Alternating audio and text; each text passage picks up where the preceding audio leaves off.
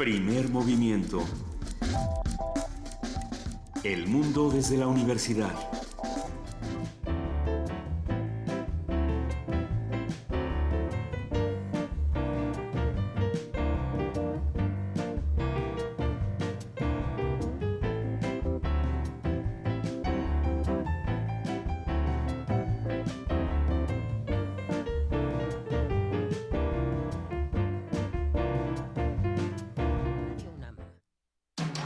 Búscanos en redes sociales, en Facebook como Primer Movimiento UNAM y en Twitter como PMovimiento, o escríbenos un correo a primermovimientounam@gmail.com. Hagamos comunidad.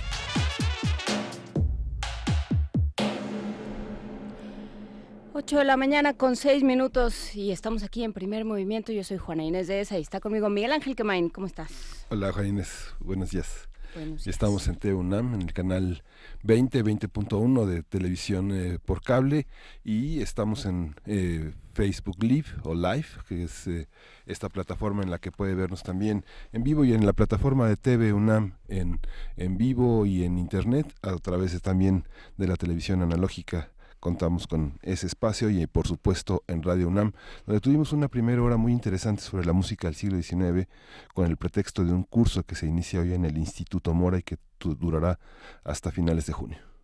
Sí, es muy interesante aquello que platicamos con la doctora Laura Suárez de la Torre sobre lo que implica un escrito, una partitura, un papel que hace alusión a un concierto, a una presentación de teatro, de música, porque, bueno, pues nos habla de una escena cultural, y ella insistió mucho en que, pese a que el siglo XIX fue convulso, que fue muy inestable políticamente, en términos de producción y de consumo cultural no se detuvo. Entonces, bueno, pues es interesante revisar el trabajo que está haciendo el Instituto Mora en este sentido. Pero bueno, tendremos que pasar a otros temas, tendremos que pasar a los temas nacionales y nos vamos a nuestra nota nacional. Primer movimiento.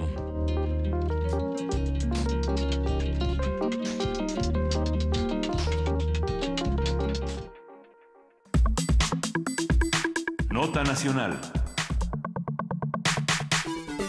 Con una tasa de 102.2 asesinados por cada 100.000 hombres, el estado de Guerrero se encuentra en el tercer lugar en el mundo de los 200 territorios con mayor índice de homicidios.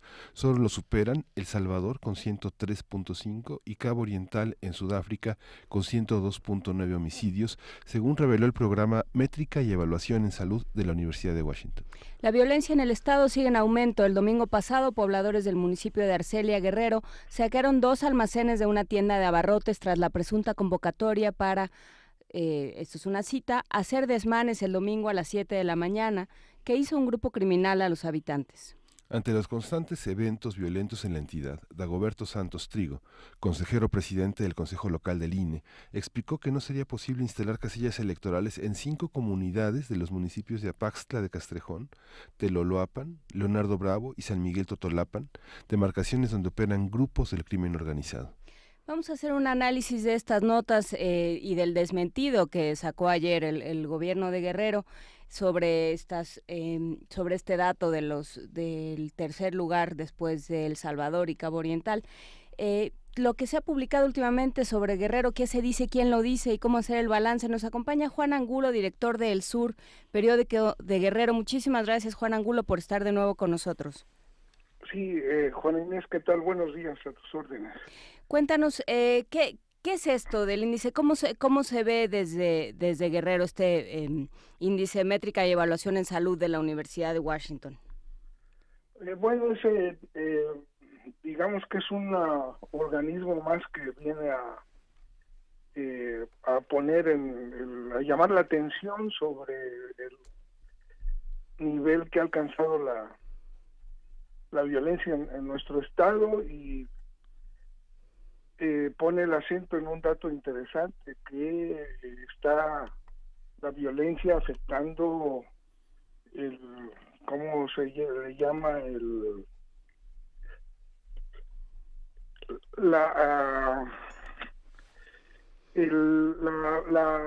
la vida el nivel de vida de los habitantes.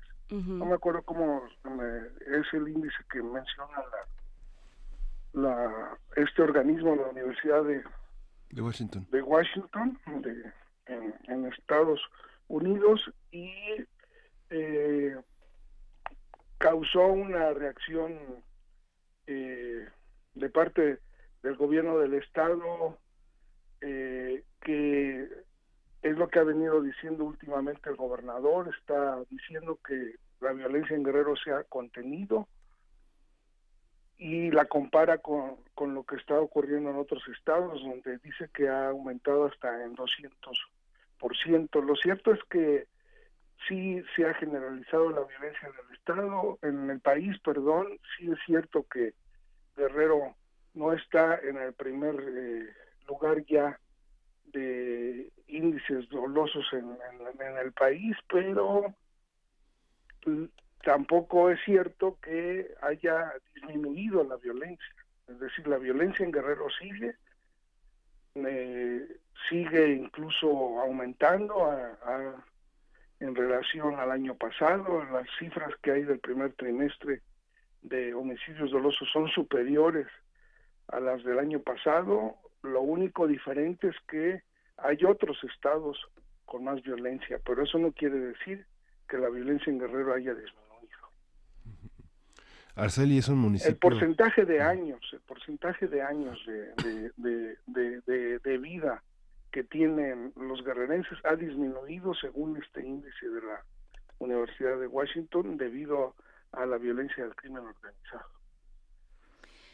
¿Y cómo recibir? O sea, esta nota se recibe en un momento en el que no cae de sorpresa, digamos, si se llama a engaño o si le cae de novedad al gobierno estatal, pues suena más a un pretexto que a una confrontación con la realidad. Sí, es cierto. Insisto, lo que ha cambiado es que en el último año ha habido más violencia en otros estados. En Tijuana ha habido un incremento, digamos, en Baja California un incremento sustancial, en Baja California Sur, en Sinaloa, en Colima, ¿no? Pero eso no quiere decir que haya disminuido la violencia en Guerrero, ¿no? La violencia en Guerrero, los homicidios dolosos han aumentado, incluso en relación con el año pasado. Eso, digamos, es lo que hay que precisar, ¿no? Digamos, el gobierno trata de decir, bueno, no ha aumentado tanto como en otros estados, pero no ha disminuido. O sea, la violencia en Guerrero no ha disminuido. Esa es la cruda realidad, ¿no? Y ustedes dieron algunos datos en esta introducción. Van 2 jefes de la policía de Chilapa asesinados en este año. Siguen ataques en la carretera a turistas que van hacia Acapulco, en el tramo de la caseta de Paso Morelos a Chilpancingo. Hay denuncias de candidatas que han sido agredidas, atacadas en sus trayectos, en sus recorridos de campaña. Y la presidenta de la Comisión de Capacitación del Instituto Nacional Electoral Local y presentó un informe apenas este lunes de asaltos e intimidaciones que están sufriendo capacitadores en diversas partes del estado. Solo por mencionarte hechos muy recientes, la candidata al Senado de Morena, Nestora Salgado, no puede venir a hacer campaña porque tiene amenazas de muerte y tiene también advertencias explícitas de la Fiscalía de que están activas órdenes de aprehensión en su contra. Esta, digamos, es el contexto. En Acapulco hay ejecutados todos los días, los fines de semana se dispara hasta más de 6, 7, a 10 ejecutados en la ciudad más importante del estado, ¿no? Esta es la cruda realidad que estamos viviendo, y por mucho que se objete o cuestionen metodologías o informes específicos, en este caso como el de esta universidad estadounidense, lo cierto es que seguimos en un contexto de violencia muy crítico para la población del estado, y que afecta no solo a los integrantes de los grupos del crimen organizado. Uh-huh. Cuando uno lee desde fuera este tipo de noticias, uno se queda pensando cómo, no sé, tal vez poner la paz sea como muy light, ¿no? De poner orden sería más autoritario, pero quien dispara exhibe la mano o la oculta. Sabemos quiénes son los autores, porque bueno, es un municipio de los 81 municipios en Guerrero, en Tierra Caliente, que tiene muchísimos recursos, tiene una fauna muy grande, tiene cosechas de frutas que impactan en los mercados cercanos. La gente de alguna manera vive bien, no es un entorno de pobreza, es un entorno de bienestar. ¿Estás hablando de Arcelia? De Arcelia. Sí, bueno, está el caso, digamos, mediático reciente, que es el saqueo de la principal tienda de abarrotes de esta ciudad, auspiciado, digamos, asusado por un grupo del crimen organizado. Todo indica que el de la familia michoacana, que un grupo armado llegó muy temprano a abrir las cortinas de esta tienda y asusando a los pobladores a que se llevaran la mercancía. Según las cifras del gobierno del estado, se llevaron productos por 35 millones de pesos, y sí, efectivamente, dentro de la pobreza, que es una marca también de Guerrero, es relativamente menor en esta región del estado, la Tierra Caliente, que colinda con Michoacán y el Estado de México, ¿no? Es una zona rica en productos agrícolas, tiene zonas de riego muy importantes allí, tiene minas. Ahí también en esta región es donde está cerrada la bodega de la empresa Coca-Cola, porque fue atacada a balazos por un grupo de crimen organizado que exigía el pago de cuota a la empresa. Dejaron sin empleos a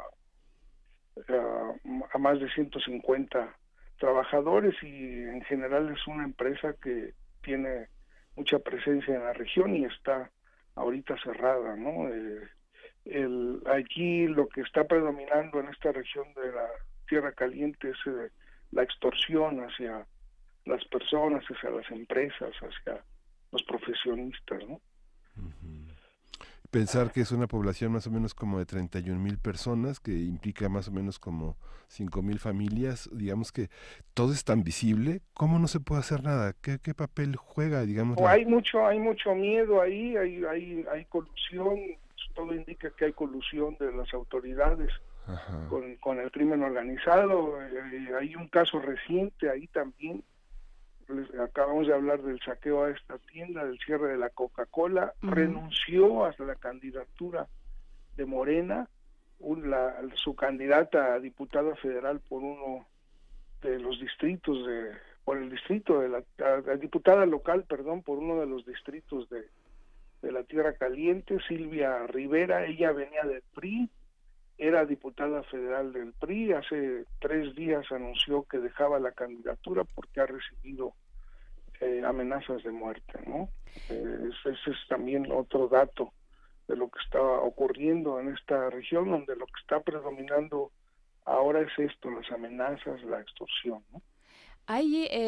Parece ser que no hay distinción, digamos, no hay una distinción de partidos ni de facciones, que la amenaza a la clase política es horizontal, digamos.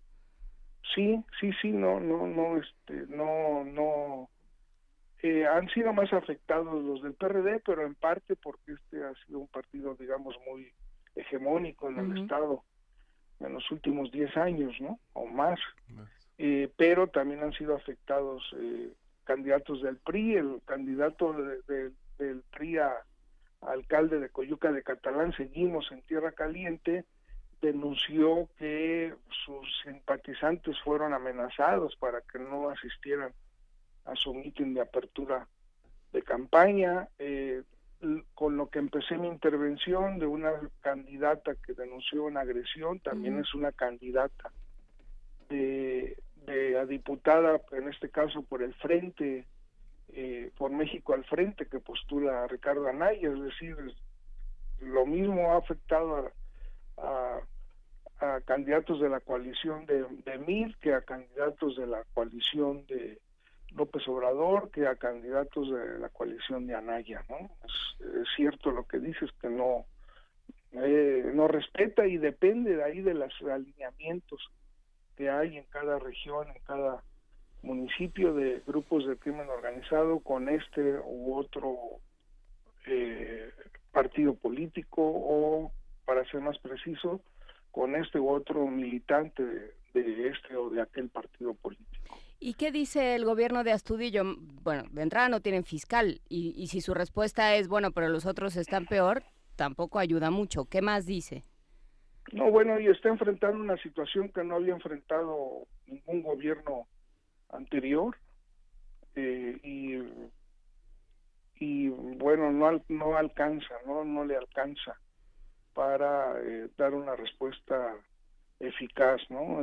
Yo creo que aquí es un asunto del gobierno federal. Ayer, en este contexto que estamos platicando, ayer por México al Frente anunció que las dirigencias nacionales de los 3 partidos se van a reunir en Guerrero, y desde aquí van a hacer un llamado al gobierno federal a que desarrolle un plan, una estrategia para contener la violencia y garantizar elecciones libres y sin miedo de la gente a asistir a las urnas este 1 de julio, ¿no? De ese nivel está la violencia. Te decía que enfrenta la situación que enfrenta Astudillo distinta a sus antecesores, es que al mismo tiempo, Juana Inés, al mismo tiempo hay violencia en las 7 regiones del estado.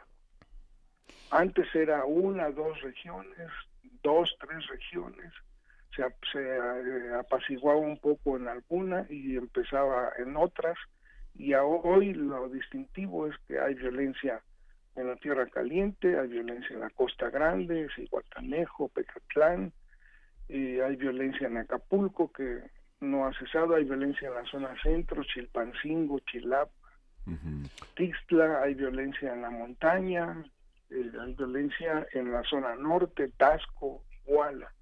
Eso es algo que no ocurría anteriormente, es decir, al mismo tiempo violencia en las 7 regiones de Guerrero. Aunque son distintas. Tú, Juan, perdón que te haga esta pregunta así tan directa, pero uno ve la cobertura que han tenido como distintos medios.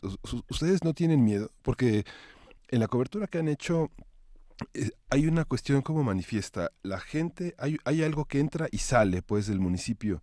Parece que no son los pobladores, aunque no podrían hacerlo sin algunos pobladores avecindados en los propios municipios, pero da la impresión de que entran y salen de Michoacán y del Estado de México, que parece que esta zona de la que hablamos ahora parece un laboratorio de la violencia, una prueba que parece que como va, sin ninguna dificultad desde la Secretaría de Gobernación podría impulsarse un operativo militar o judicial, ¿no?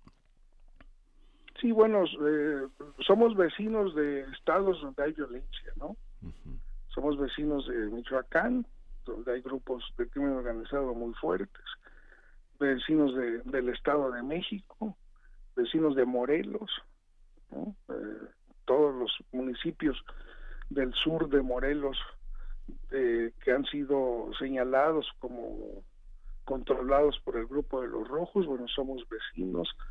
Cuando ocurrió el asesinato de los sacerdotes en Tasco, El primer informe que dio el todavía fiscal Javier Olea fue que venían de una fiesta donde había grupos de crimen organizado de Morelos, del Estado de México y de Guerrero, ¿no? Entonces, esto también complica nuestra situación, ¿no? Porque cuando hablo vecinos de Michoacán me refiero no solo a la violencia en la Tierra Caliente, sino también a la violencia en Zihuatanejo, La Unión y Petatlán, que por el lado de la Costa Grande son vecinos de Michoacán, ¿no? Y bueno, lo que la pregunta específica que nos hacía, pues los periodistas del sur somos parte de la sociedad, y en ese sentido nos afecta como a la violencia que se está viviendo, ¿no? Tomamos muchas precauciones, hacemos notas lo más precisas posibles, sin editorializar, no vamos a algunas coberturas, y bueno, en ese contexto es el que desarrollamos nuestro trabajo. Es que suena, digamos, con ese fondo, digamos, con esa idea en mente, suena muy difícil este tema de las elecciones libres, ¿no? De que la gente salga a votar sin miedo, porque yo pienso cómo organizar una cobertura siquiera de esas elecciones en todos lados, en todos los municipios de Guerrero, estando las cosas como están. O sea, realmente, ¿qué tendría que pasar para hablar de elecciones libres? Pues es cierto, eso tiene que pasar algo muy grande, algo incluso espectacular, ¿no? ¿Despliegue de tropas? Sí, no sé, no sé qué puede ser, pero también detenciones de gente importante, ¿no? No solamente de los operativos de estos grupos, ¿no? De las pandillas, sino de gente importante, ¿no? Que se sabe que está vinculada al grupo, al crimen organizado. El obispo de Chilpancingo habla de que políticos y de todos los partidos y funcionarios de todos los niveles están vinculados en lo que él llama el gran negocio de la droga, ¿no? Tendría que haber eso también, ¿no? Detenciones o no sé, o llamados muy directos a estos personajes de que ya dejen a la gente vivir en paz en Guerrero. No sé, tiene que haber algo muy distinto a lo que ha habido, que solo ha sido despliegues espectaculares de tropas en algunos municipios, que apenas pasa el impacto mediático de alguna ejecución o de algún hecho violento, se retiran y vuelven a dejar ese municipio a la deriva, ¿no? Que ya no ocurra eso, sino algo espectacular y algo muy difícil también en el contexto de algo que debiera tener el apoyo de todos los candidatos presidenciales, el apoyo de todos los partidos que precisamente se están enfrentando, ¿no? Entonces sí es una situación, digamos, complicada. Acá hay un pacto por la seguridad, donde el gobierno está convocando a todos los partidos, pero no se ha avanzado mucho más allá de darles a los partidos y candidatos información muy general sobre las zonas de riesgo que existen en Guerrero. Las críticas a este proyecto ha sido que no se ha ido más allá de dar información que todo mundo conoce, ¿no? No se están hablando de medidas específicas. Hay ya 6 candidatos de la coalición del Frente específicamente que han solicitado seguridad, 3 del PRI y 1 del Movimiento Ciudadano en el contexto de este pacto por la seguridad, pero todo indica que se requiere de algo mucho más eficaz, mucho más contundente y mucho más fuerte para inhibir la actuación del crimen organizado en Guerrero. ¿Qué pasa con otros actores distintos del gobierno? Pienso en la que fue la nota hace más o menos un mes del obispo de Guerrero pactando con ciertos líderes del crimen organizado, o bueno, por lo menos pidiéndoles, ¿no? Llamándolos, como dices, a no a bajarle un poco a sus grados de violencia. ¿Cómo se ve esto? ¿Hay otros actores que puedan entrar a paliar un poco esto? Bueno, pues está la iglesia tiene un papel importante en el estado. No es tan poderosa como en otros estados del país. En Guerrero no hay, digamos, órdenes religiosas muy fuertes, es solamente el clero secular el que existe, pero es una voz importante.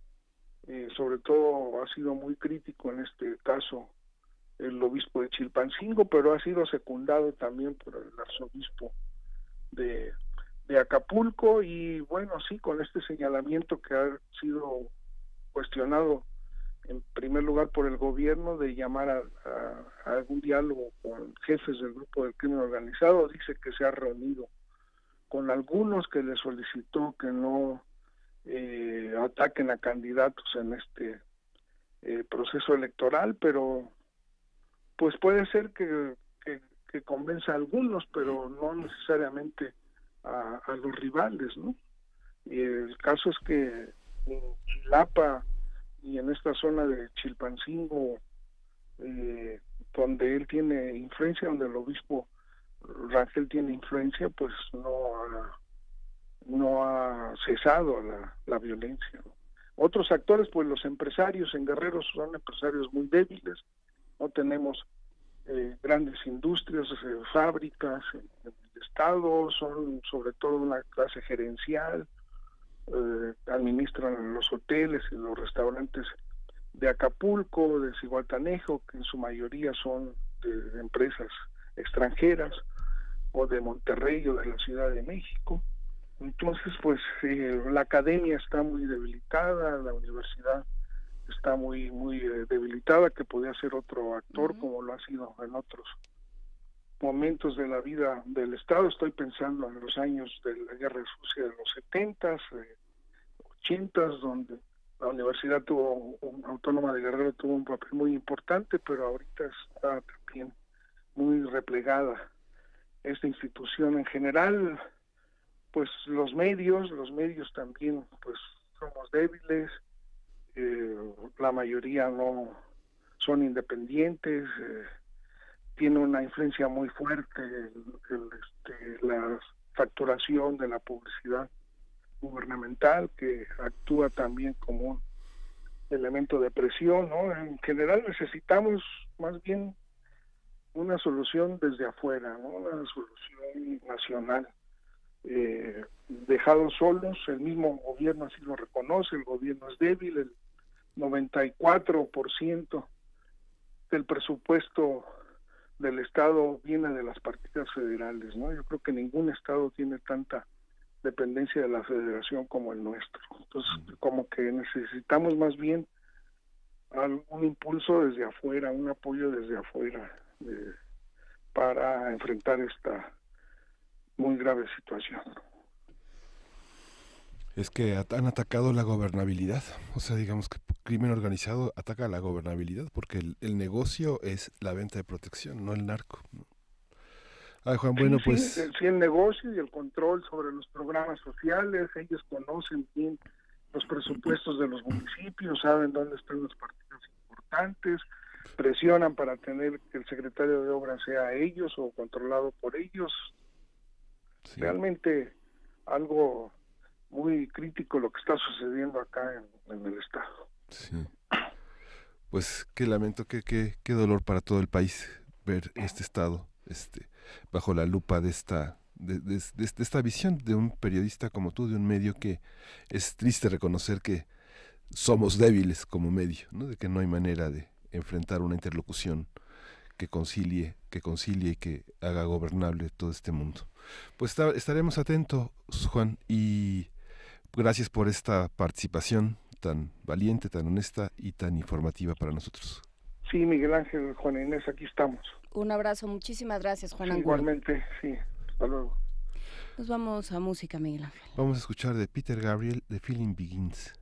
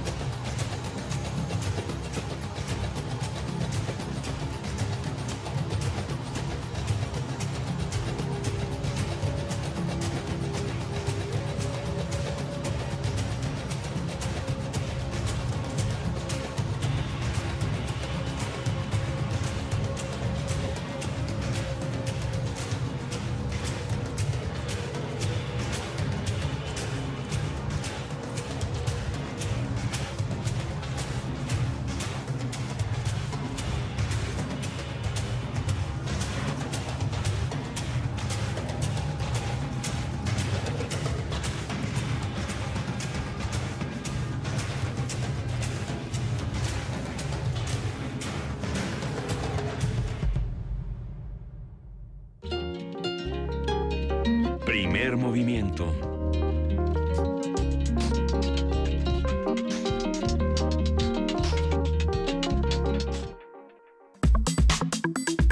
Nota internacional.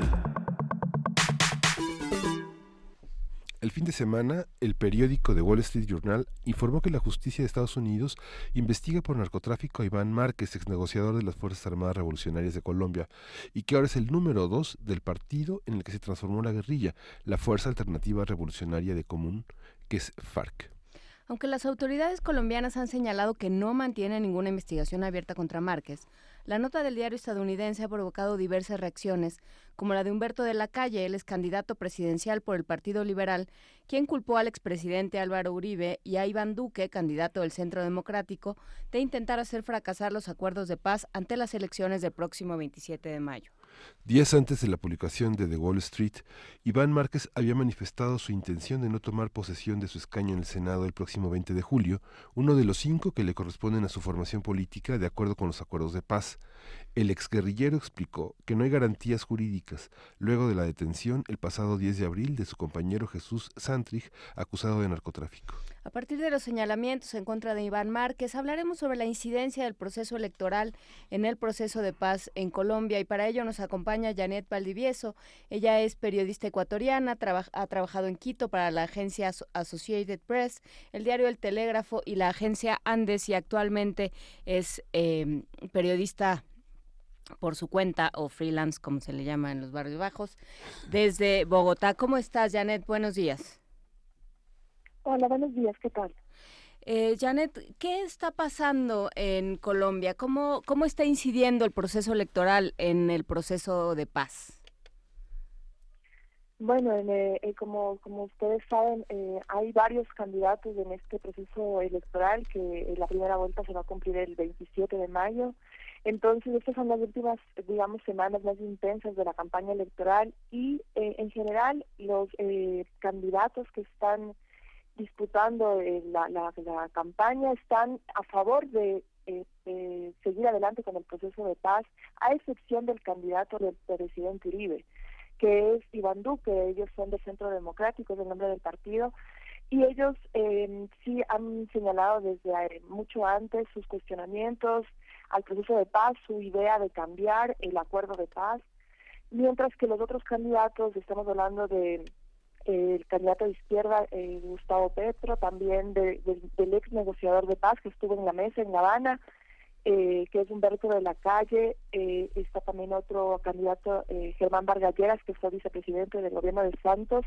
En general, ellos están decididos a apoyar el proceso, seguir adelante, implementar, porque si bien el acuerdo de paz ya fue firmado, el proceso de la implementación del acuerdo de incorporación a la vida civil, a la vida política de las FARC, ha sido un poco complicado en estas últimas semanas por diversos problemas, como ustedes mencionaban, el tema de Iván Márquez, de Jesús Santrich, pero también con cuestionamientos sobre el manejo de los proyectos productivos que servirán a las FARC para a los excombatientes para hacer su vida civil. Hay algún tipo de cuestionamiento sobre el dinero que se ha manejado en estos proyectos y la lentitud con que avanza esos procesos.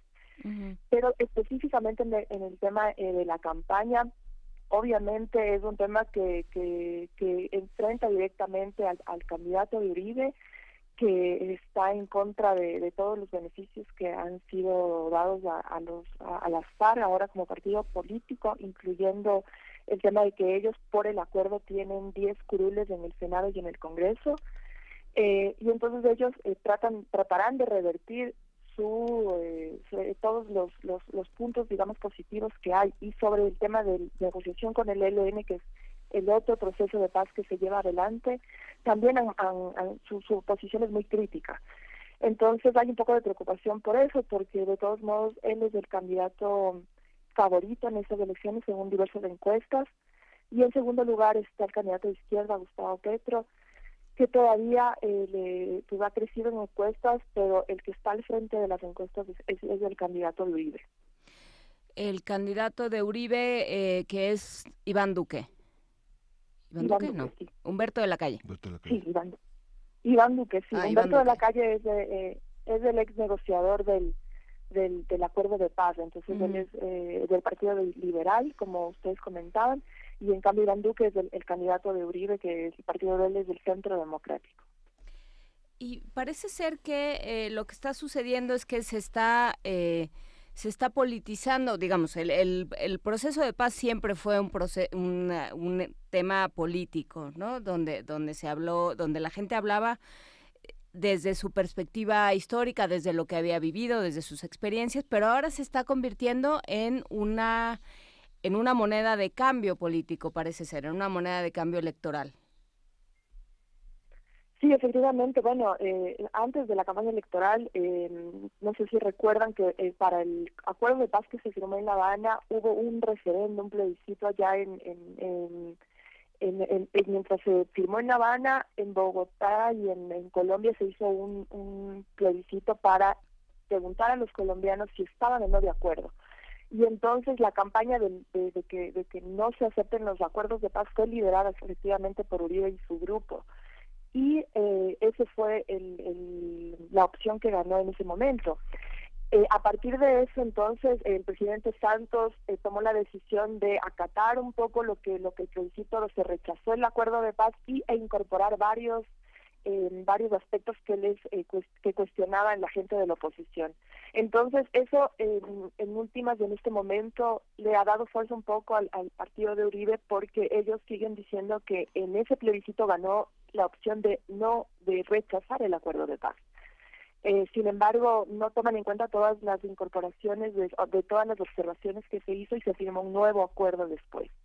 Entonces, esa tensión todavía existe y todavía ellos expresan su insatisfacción con ese acuerdo y pues no ven ningún beneficio, mientras los otros candidatos sí, en cuanto a que se redujo el número de homicidios en el país en general, verles a las FARC dejar las armas después de 53 años de empuñarlas y estar haciendo campaña electoral y estar en el Congreso y en el Senado cuando toman posesión el 20 de julio, para el país es muy importante. Sin embargo, las fuerzas de Uribe, el partido de Iván Duque, no dan mucha importancia a eso y siguen creyendo que lo importante es renegociar ese acuerdo y eliminar los beneficios para la guerrilla. Entonces, hay un sector del país que está de acuerdo con ellos, por algo están en los primeros lugares, pero sin embargo, los hechos están ahí, todas las estadísticas y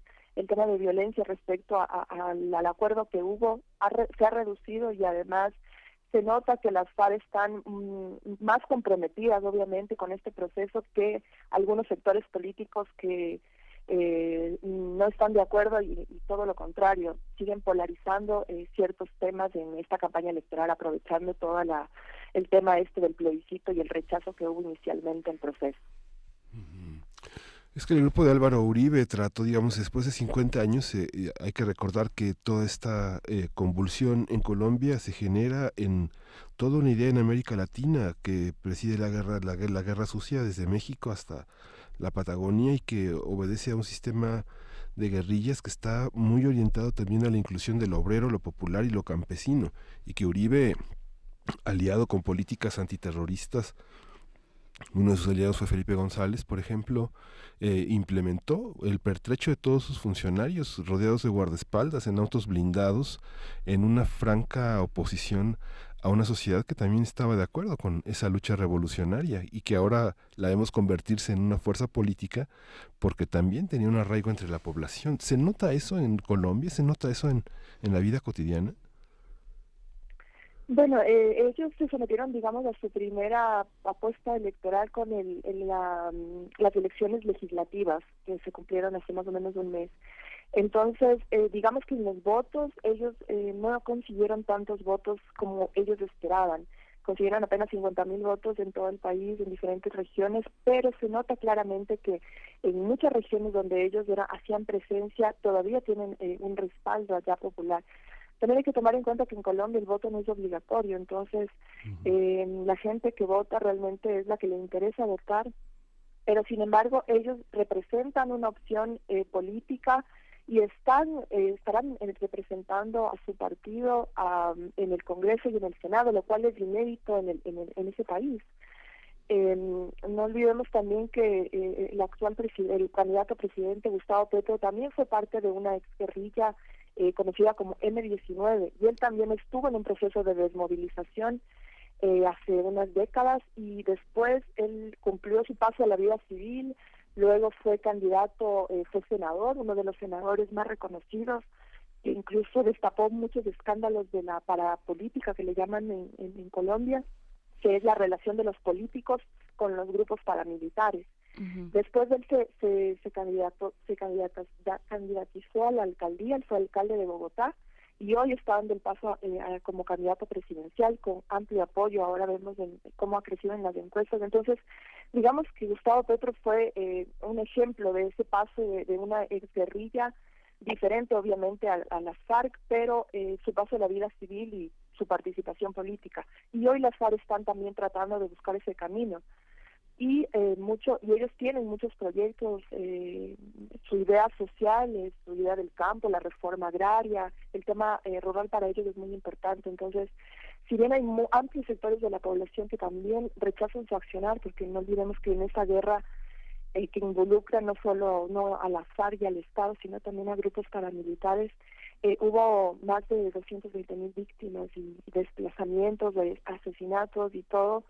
La situación de violencia en esta época, en estos 53 años, fue muy grave, y hay grupos obviamente en la población que rechazan el accionar de las FARC, pero también en grupos donde en poblaciones donde el Estado nunca estuvo presente por el amplio territorio y por el control, donde ejercía el control territorial las FARC eran la autoridad, eran quien llevaba caminos, era quien ejercía la autoridad pública ahí. Entonces hay sectores también que sin embargo tienen respaldo, y hay también una base social y una base de militancia que también se unió a este proyecto de dejar las armas y incorporarse a la vida civil. Pero también hay otros grupos que no firmaron el acuerdo de paz y que hoy, como hablábamos el otro día, tomaron los sectores que dejó las FARC y hoy están ejerciendo temas de violencia, de narcotráfico, y que en algún momento pertenecieron a las FARC. Entonces, el panorama igual es muy complejo en Colombia por este tema de que el Estado lastimosamente no está presente en todo el territorio, y el momento en que las FARC dejaron esos territorios que ellos controlaban, no hay autoridad ahí, y eso permite que haya caldo de cultivo para otro tipo de violencias que no se han solucionado. O sea, esto que dices, Janet Valdivieso, es muy grave. O sea, pensar que las FARC funcionaban como un trasunto del Estado, digamos, del gobierno, que funcionaban poniendo orden, marcando las reglas, impartiendo justicia como fuera, digamos, y de una manera completamente extrajudicial y extragubernamental, suena terrible pensar que quién está entonces ahora apoderado de esas zonas de Colombia. Sí, bueno, hay varios estudios, en las últimas semanas han sacado varios estudios, diferentes fundaciones que analizan el tema del conflicto y del proceso de paz, y ellos alertan sobre el tema de que el Estado necesita ejercer autoridad en algunas zonas. Por ejemplo, como hablábamos hace algunas semanas, el tema de la frontera con Ecuador muestra un poco esto que está ocurriendo respecto a que cuando las FARC abandonaron esos territorios y se dejaron, digamos, las armas, ahí quedaron otros grupos que ya no tienen nada que ver con una guerrilla, sino que están apoderándose de rutas del narcotráfico. Eso pasa en la frontera de Ecuador con Colombia, pero también está ocurriendo en la frontera con Venezuela, está ocurriendo en zonas de la Amazonía de Colombia, y en la zona también de la frontera con Panamá. Entonces, es una alerta que al próximo gobierno le tocará también tomar en cuenta, porque pues la paz, el proceso de paz no se acabó con el acuerdo, con la firma del acuerdo, sino que es necesario implementar, dar las condiciones también para que la gente que pertenecía a la guerrilla también tenga oportunidades, la gente que estaba habitando en esos territorios también tenga oportunidades, porque, por ejemplo, una persona que siembra coca tiene, digamos, ganancias mucho más rentables que si sembraría cacao o si sembraría yuca, porque están en zonas donde no solo es necesario sembrar, sino también tener vías para sacar esos productos, tener un mercado. Entonces, pues el proceso de paz no se acaba con la firma, sino que todo el proceso de implementación es el clave para tratar de que el Estado se haga más presente en muchos territorios. Debemos un estudio, en todo el mundo, así como hay un chileno y un argentino en las ciudades europeas, siempre hay un colombiano. Los argentinos y los chilenos regresaron. ¿Los colombianos regresarán a Colombia? Hay un gran exilio voluntario, en Europa, en Estados Unidos se ven como que se fueron porque no soportaban la situación y tuvieron medios para hacerlo, a pesar de que uno ha encontrado personas muy jóvenes luchando por una vida mejor en otros países, pero el exilio colombiano es enorme, ¿no? Es algo que deberíamos analizar y deberíamos de ver y ver la posibilidad de si esas personas van a regresar a su país. Sí, pero sobre todo el desplazamiento interno, porque puede ser que el exilio siempre hubo por diversas presiones de exiliados en otros países, pero también preocupaba mucho durante muchos años el desplazamiento interno, ¿no? De gente sin muchos recursos para poder movilizarse a otros países, pero tenía que dejar su casa por la violencia, por la guerra entre diferentes grupos, y dejar su casa e irse a otros. En Bogotá, por ejemplo, hay barrios enteros de desplazados. Y recordemos que igual en Venezuela, en la época más dura de la guerra, en los años 80, 90, hubo mucha gente que hizo su vida en el país vecino, en Venezuela, y que obviamente tuvieron que buscar otras oportunidades y que ahora están regresando por la coyuntura venezolana a Colombia para tratar de recuperar sus casas y sus empleos y tratar de tener una bienestar, porque de todos modos, por ejemplo, el proceso de paz en el tema turístico se nota claramente que ha influido positivamente. Por ejemplo, en Colombia hoy el sector del turismo ha crecido más del 20% entre un año y otro, y se nota que la gente del exterior está creyendo que es positivo el proceso de paz para dar más tranquilidad, incluso seguridad al interior. Y en las ciudades generalmente se nota la tranquilidad, ahí generalmente la guerra no se vivió, pero en el campo la situación es distinta y ahí todavía hay otros grupos que están pugnando por el control territorial y del poder allá en esos sectores. Digamos que quien llegue a la presidencia de Colombia el próximo, bueno, quien sea votado el próximo 27 de mayo, no tendrá una tarea fácil, será un trabajo de reconstrucción y de analizar esos vacíos de poder que quedaron después de que se fueron las FARC. Totalmente, se tendrá muchos desafíos en cuanto a la implementación del acuerdo con las FARC, pero también recordemos que el ELN, que es la segunda guerrilla que había en Colombia, estaba negociando un acuerdo de paz también con el gobierno colombiano. Eso se estaba haciendo en Quito, pero a raíz del tema del secuestro de los periodistas ecuatorianos y los problemas de seguridad en la frontera, el presidente Lenín Moreno decidió que se levante la mesa del ELN y el gobierno colombiano de Ecuador. O sea, Ecuador ya no es la sede de los diálogos y están en proceso de encontrar otra sede que todavía no se ha decidido. Entonces, eso también está en un stand-by que le queda muy poco tiempo al gobierno de Santos para concretar un acuerdo de paz con el ELN.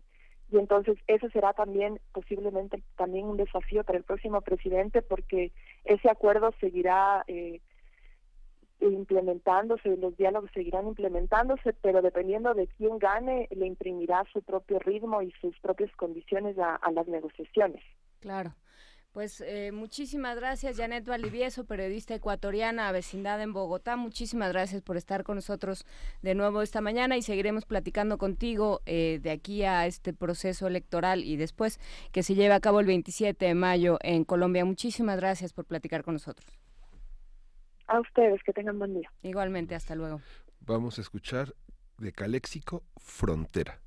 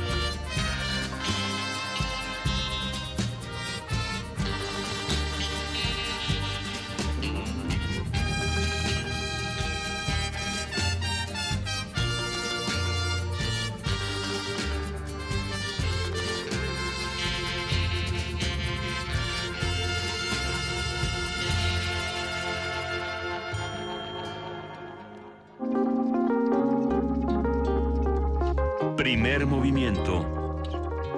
Hacemos comunidad.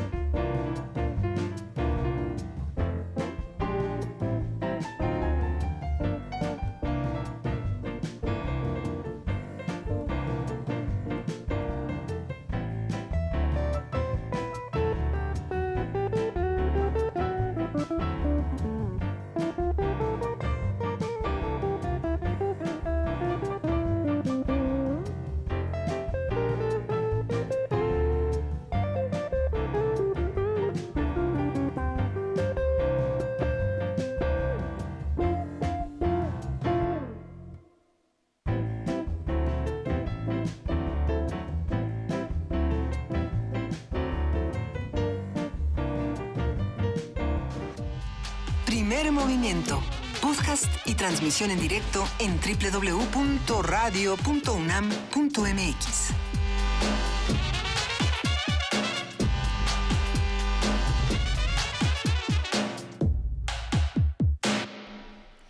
Nueve de la mañana con 5 minutos y bueno, tenemos como siempre conversaciones agitadas fuera del aire, pero bueno, entramos a esta tercera hora de Primer Movimiento, segunda a través de TV UNAM.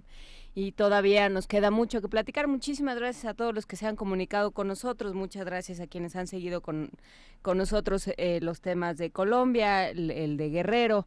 Y bueno, pues todos aquellos que escucharon la conversación sobre música, sobre este diplomado, sobre música en el siglo XIX mexicano. También muchas gracias a todos. Y recuerden que a partir de las 2 de la tarde más o menos estará ya disponible el podcast de este programa por si se perdieron alguna sección, por si se metieron a bañar y ya no pudieron oír un cacho, por si se bajaron a darle cuerda al coche, a empujar el microbús o a cualquier otra cosa que hayan hecho esta mañana. Muchísimas gracias por estar con nosotros. Miguel Ángel Quemain, ¿cómo andas? Pues bien, vamos a la poesía necesaria y vamos a escuchar una poesía de un representante de la Tierra Caliente. Primer movimiento.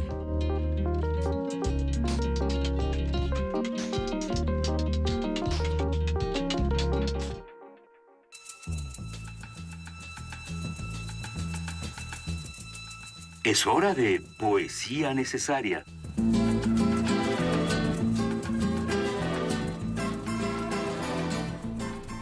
Hoy vamos a tener la presencia de Hubert Martínez Calleja, que se pone como seudónimo Hubert Matiuhua. Él es originario de Malinaltepec, Guerrero, es hablante del tlapaneco, que es una lengua otomangue que se habla, es una lengua de origen, una familia de amerindia que se hablaba en México y Nicaragua, solo se habla ahora en México. Tiene aproximadamente 2 millones de hablantes que están en distintas regiones, sobre todo en Oaxaca. Pero este tlapaneco es la lengua en la que escribe Hubert Martínez, que ganó justamente el año pasado el Premio de Literaturas Indígenas de América y que lo ganó con un premio que se llama Las Sombrereras de Tzitzindín, que es una onomatopeya sobre el canto de un pájaro conformado por 50 poemas y escrito en forma de una narración. Es un poeta muy muy interesante, muy joven, y bueno, el poema es La Palabra. Hay que decir que, aprovechando ya que vamos por aquí, que hay una entrevista con Hubert en Calme Cali, programa de Calme Cali. Entonces, bueno, pues habrá que buscar ese podcast también para seguir con el trabajo de Hubert. Sí, y está Los Tavira, lo vamos a acompañar con otro grupo de Tierra Caliente que afortunadamente ninguno de ellos han sido asesinados en esta tránsito que empezó con Don Ángel Tavira en 1924 y que son uno de los grupos, una familia enorme de músicos, de violinistas, de arperos, son una familia muy interesante, como lo vamos a escuchar para acompañar este poema de Hubert. Dice: La palabra. Pongamos la palabra para recoger el rostro, que el hueso escuche el gris de la piedra. Sentemos el aliento de la gran mazorca para hacer camino con los que vienen a nuestra carne, los del otro cerro, los de la lluvia, los de la noche amanecida. Pongamos la palabra en el oído del viento, en la piel de la serpiente, en la raíz del higo blanco. Allá irá nuestra voz, día a día, entre la tierra caliza. Despertemos el silencio del pájaro que guardó en su canto el arco iris y la ciénaga. Yolo, yolo, yolo, yolo, lugar donde nos encontramos diversos ahora que abrimos nuestro rostro. Al decir la palabra triste de los abuelos, decimos palabra que mira, que guarda, que vive. Levantemos en tiempo el diente de maíz, el grito de la hoja seca, el paso justo del gusano, oreja de olla, aquel de los caminos de la memoria.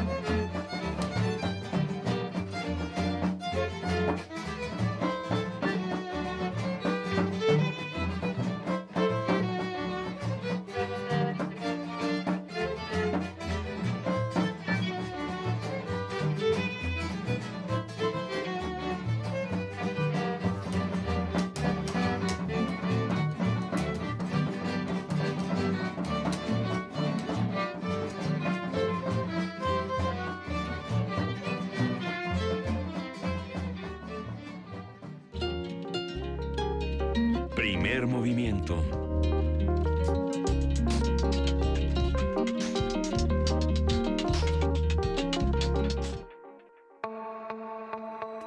Elecciones 2018. Mesa de análisis. Cifras del Instituto Nacional de Salud Pública indican que en el 2016 la obesidad y la diabetes afectaron al 33% de la población infantil y al 72.5% de la población adulta. Ese año las autoridades catalogaron ambas enfermedades como epidemias. Asimismo, las enfermedades cardiovasculares y la diabetes se convirtieron desde el 2016 en la primera causa de muerte en México, con una incidencia de 39.2% de la mortalidad. El pasado 7 de abril, en el marco del Día Mundial de la Salud, los candidatos a la presidencia aprovecharon para difundir sus ideas en este ámbito. Y vamos a conversar sobre los temas más urgentes en materia de salud pública, la mejor forma de administrar los recursos, las áreas y las poblaciones menos atendidas, así como la forma en que las plataformas de los candidatos contemplan este tema. Para ello está el doctor Luis Durán. Él es profesor titular de tiempo completo con licencia de la Facultad de Medicina de la UNAM. Mucho gusto. Muchísimas gracias por estar con nosotros, doctor Durán. ¿Cuáles serían los temas urgentes de salud pública? ¿De qué hablamos cuando hablamos de salud pública?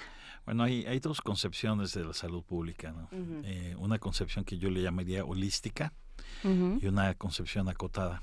La holística señala que la salud pública es desde la prevención, yo diría inclusive antes de la prevención, hasta la atención médica en sus fases inclusive de especialidad y alta especialidad. Entonces la salud pública tiene que ver con todos esos aspectos. En la versión acotada la dividen en dos grandes sectores: los servicios personales, que son los servicios que se le dan, por ejemplo, en la atención médica, y los servicios no personales, que son los que consideran fundamentalmente públicos, por ejemplo, la vacunación. ¿Qué habría antes de la prevención? Ese es un tema que a mí me encanta. Hay una serie de trabajos, sobre todo en Canadá, donde hablan de la necesidad de buscar a río arriba los problemas y no esperar que lleguen al mar, ¿no?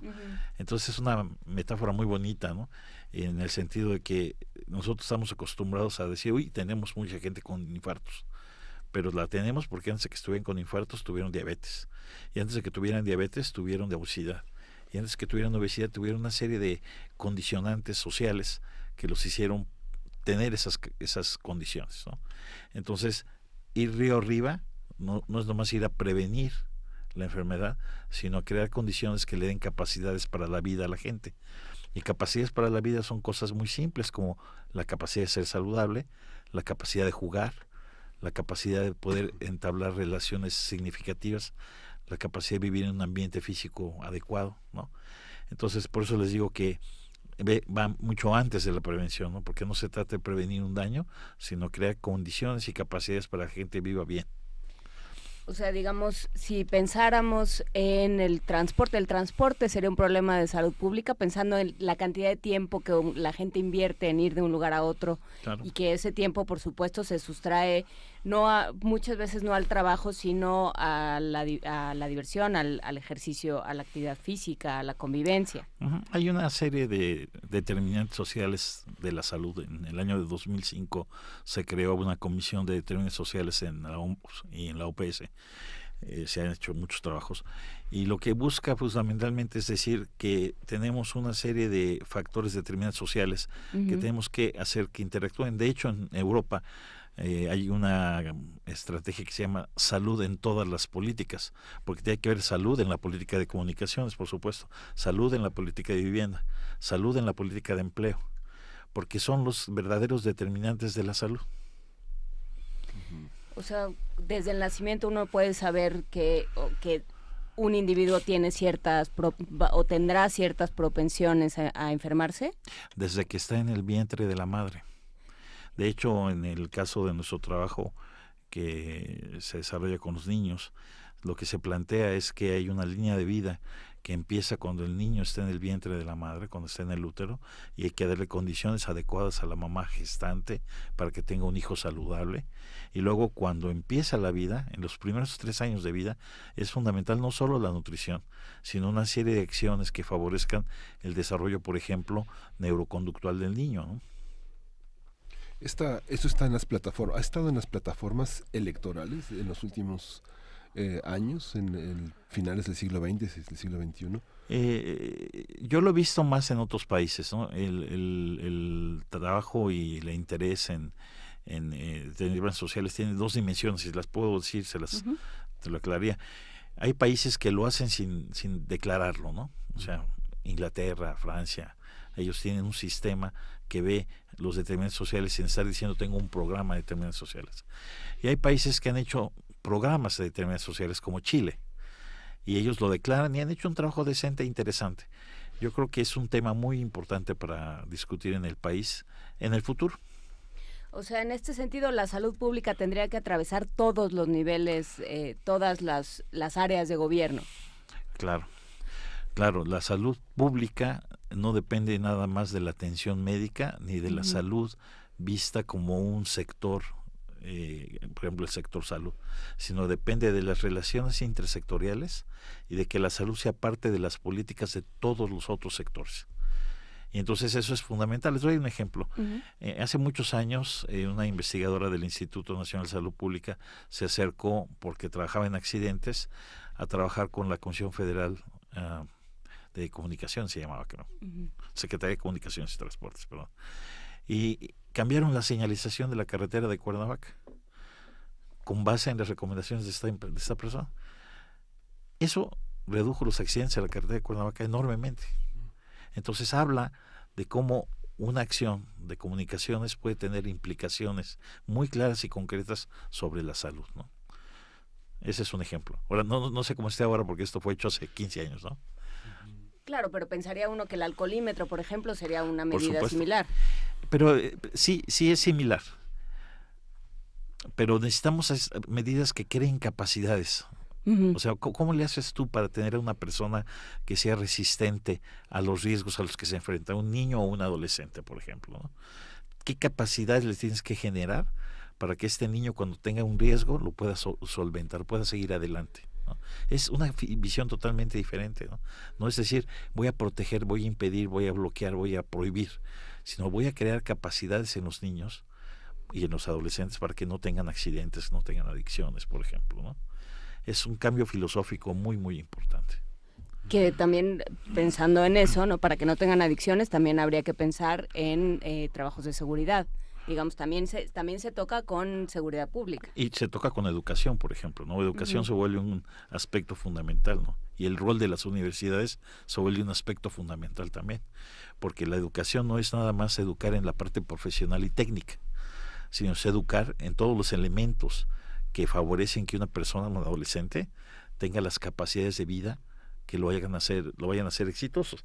Yo siempre que me siento a mesa como esta, hago este comentario, ¿no? Por ejemplo, ustedes dos son exitosos. Díganme ustedes qué condiciones sociales favorecieron que ustedes llegaran a donde están y cómo se dio. Por ejemplo, en mi caso es muy simple, ¿no? Yo fui becado por el CONACYT para estudiar en el extranjero. Entonces el Estado, a través de un programa que favorece el desarrollo tecnológico y científico, me permitió a mí desarrollar mis capacidades.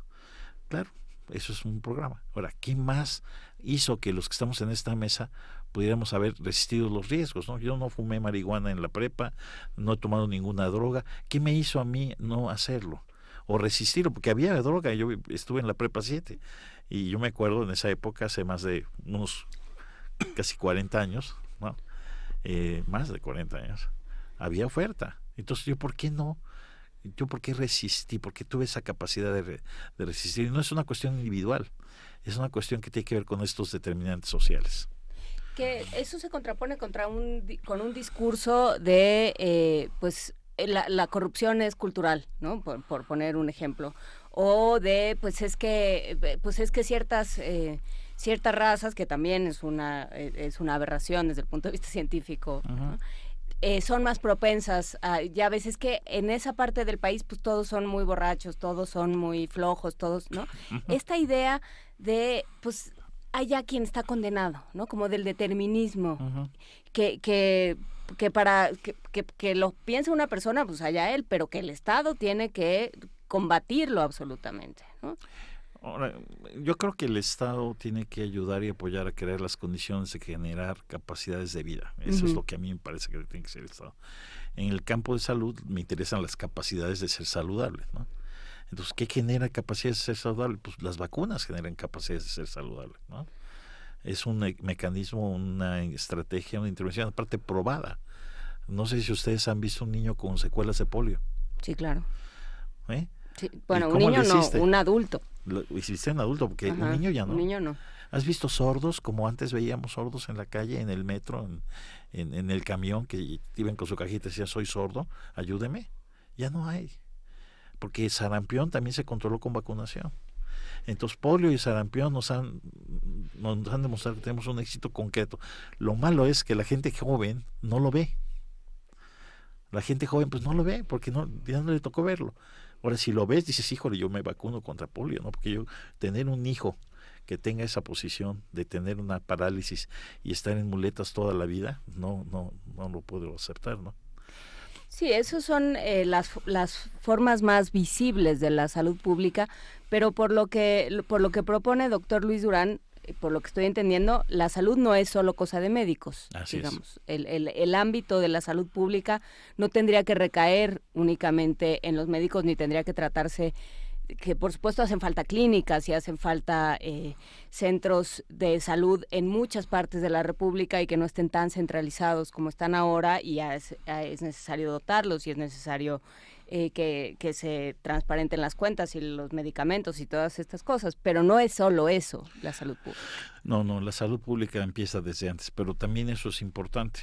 Por ejemplo, otro mensaje que es muy importante es que nosotros tenemos, por ejemplo, un sistema que está centrado en hospitales, ¿no? Cuando deberíamos de tener un sistema centrado en atención primaria de la salud. Y hay ejemplos dentro de nuestro propio país de cómo un sistema centrado en atención primaria a la salud puede ser más efectivo que uno que sea nada más centrado en hospitales, ¿no? ¿A qué nos referimos con atención primaria? Atención primaria, mira, atención primaria de la salud es un concepto que empezó en 1978, en una reunión que se hizo en Alma-Ata, en la Unión Soviética en aquella época, y donde los países llegaron a la conclusión de que había que hacer una serie de acciones, primero, para tener una garantía del primer contacto con la atención, pero luego darle un paquete de medidas de salud pública que pudieran proteger a la gente. Ahí está el concepto de prevención, ¿no? Proteger, ¿no? Ahora, ¿qué fue lo que pasó? Que países como Inglaterra, Francia y otros países europeos, ellos desarrollaron su sistema y la atención primaria ni siquiera lo tenían que decir, era parte del sistema, ¿no? Tú llegas a Inglaterra, vas a tener una estancia 6 meses como profesor invitado y te llaman por teléfono y te dicen, okay, usted acaba de llegar, va a estar como profesor invitado, tiene que ir a ver a su médico de familia. Ellos se llaman General Practitioner, ¿no? Y entonces llegas allá y ya te ponen en su lista y a las 3 semanas llega un sobrecito y dice, tiene que hacerse usted el examen de próstata porque tiene 60 años. Entonces la atención primaria es una estructura de medidas de salud pública dirigidas a los niños, las mujeres, los hombres, los viejitos, que tienen la capacidad de proteger a la población y anticiparse al daño. En lugar de esperar a que el daño se dé y llegues a un hospital con un infarto, te detectan que eres obeso y te dan acciones contra la obesidad a tiempo, ¿no? Pero sigue siendo una protección. Ahora, esa parte de México nos falta desarrollar. Necesitamos desarrollar la atención primaria. No más el primer contacto, sino la atención primaria. Y hay un indicador muy simple de eso. Hace 10 o 14 años, en México, las consultas se daban en 3 lugares. Digamos, en temas numéricos, ¿no? En los consultorios de médicos privados, en instituciones de seguridad social y en los servicios estatales de salud. El día de hoy, casi 100 millones de consultas, un poco más al año, se dan en médicos que tienen un consultorio adyacente a la farmacia. Entonces la pregunta es, ¿por qué se dan? Pues porque están a 2 cuadras de la gente, porque tienen un horario abierto donde puedes llegar a cualquier hora, donde te resuelven rápidamente y compras tu medicamento. Entonces esa visión de primer contacto es lo que nos ha faltado.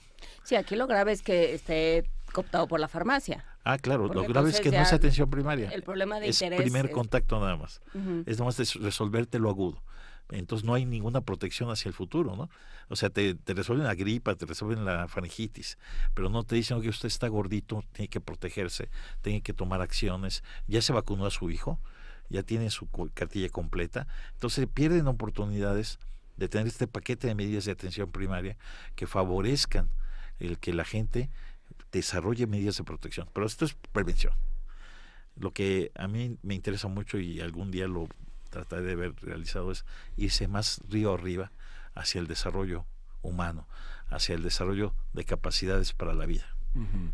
Los médicos que se forman en las instituciones públicas tienen esa formación cuando llegan al medio público de tratar de una manera mucho más compleja, mucho más profunda los temas. Digamos, una entrevista diagnóstica de primera vez, ¿cuánto tiempo tiene que llevar? Hay un protocolo, claro, 20 minutos. Hay un protocolo. ¿No? Hay que mirar a las personas a los ojos. Hay que tener una serie de cosas, ¿no? Una visión que cultural. antes los maestros nos los daban, ahora los enseñamos en forma inclusive electrónica o con robots, ¿no? Pero sí hay. Y el trabajo no solo tiene que ver con la preparación clínica de los médicos, sino con darles también una base social y cultural también, por supuesto. Entonces, en la Facultad de Medicina, yo fui jefe del Departamento de Salud Pública en 2013 y recibimos el apoyo para hacer un trabajo precisamente de ampliar la perspectiva de la formación. Y entonces, a lo largo de toda la carrera hay cursos de salud pública en donde les damos esa imagen de no solo es lo clínico, sino la salud pública tiene que ver también con la prevención y también con crear estas capacidades para la vida. Es un proceso que se sigue hasta donde yo sé, porque dejé de ser jefe del departamento en 2015 y estoy consciente de que hay mucho trabajo por hacer y que las facultades de medicina del país y las universidades son esenciales, porque como les decía, la formación y la educación no es nada más en lo profesional, sino en crear una serie de condiciones que te permitan a ti como persona ser más productivo, ser más útil para la sociedad. Pienso, ahorita que hablábamos de esto de los consultorios adyacentes a las farmacias, que yo creo que son, que hay muchas cosas que resolver, muchos temas en los que habría que fijarse. Pienso también en estos otros espacios medio informales a donde se acude cuando se necesita atención. Pienso en los dispensarios, que muchas veces los atienden o están en la iglesia o están junto a un hospital, o los atiende alguien del barrio que sabe inyectar o que tomó un curso o que más o menos le hace al asunto o ha aprendido, y los hierberos, ¿no? La gente que practica la medicina tradicional y que, bueno, habrá quien esté muy bien capacitado y habrá quien no. Entonces, ¿cómo se regula? ¿Eso le toca al Estado? Hay un proceso inclusive de integración de estos diferentes métodos alternativos de buscar la salud. Yo soy un científico y me lo declaro. Y lo digo abiertamente. Yo creo que lo primero que tenemos que hacer es buscar que haya evidencia de que las acciones que hacemos tienen un efecto y que ese efecto beneficia a la gente. En el caso, por ejemplo, de la acupuntura, es muy bien sustentado que el manejo del dolor es muy adecuado. Pues entonces hay que apoyar el uso de acupuntura para el manejo del dolor.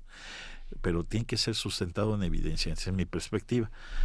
Hay áreas que hacen eso, sí. Cualquier intervención en salud tiene que ser vista y revisada por la COFEPRIS. Y la COFEPRIS ha hecho un trabajo magnífico, yo diría, en los últimos años, en tratar de contener y manejar de una manera adecuada estas alternativas. Pero hay mucho por hacer, Uh-huh.